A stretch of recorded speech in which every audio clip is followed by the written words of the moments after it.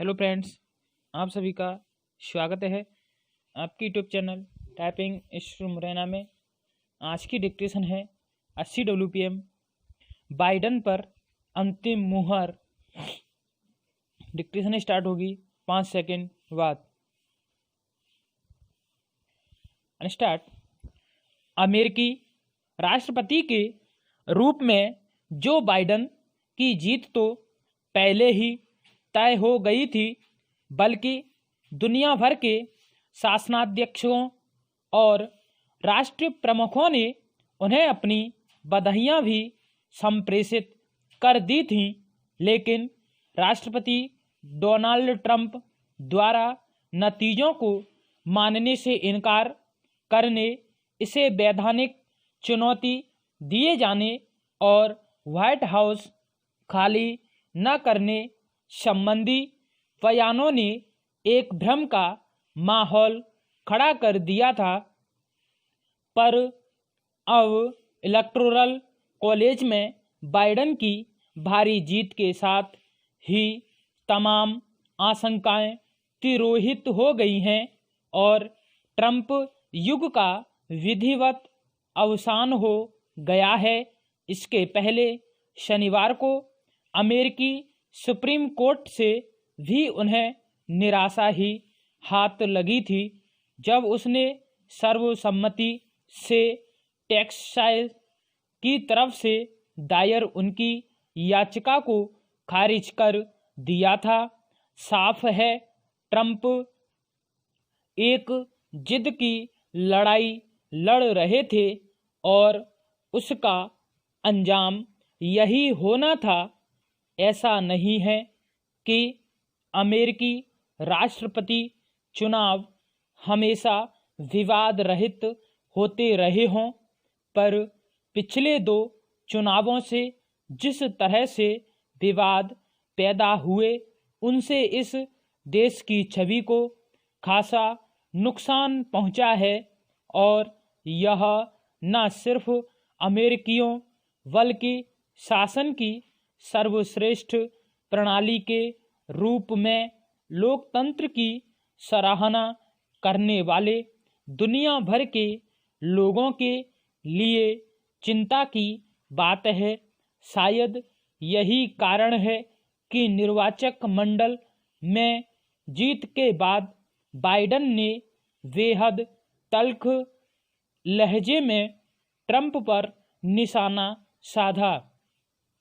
एक सफल लोकतंत्र का आकलन ही इस कसौटी पर होता है कि वहाँ जनादेश का सम्मान करते हुए सत्ता का निर्विवाद हस्तांतरण हुआ या नहीं। यह कहने में कोई संकोच नहीं कि यूरोपीय अमेरिकी लोकतंत्र इस मर्यादा का बखूबी पालन करते रहे हैं, बल्कि कई बार तो अंकगणित के मामूली फर्क पर भी वहाँ सरकारें अपना तय कार्यकाल पूरा कर सकी। इसी की दुहाई के साथ पश्चिमी देश दुनिया की अलग अलग शासन प्रणालियों और सरकारों को नसीहतें भी बांटती रही हैं।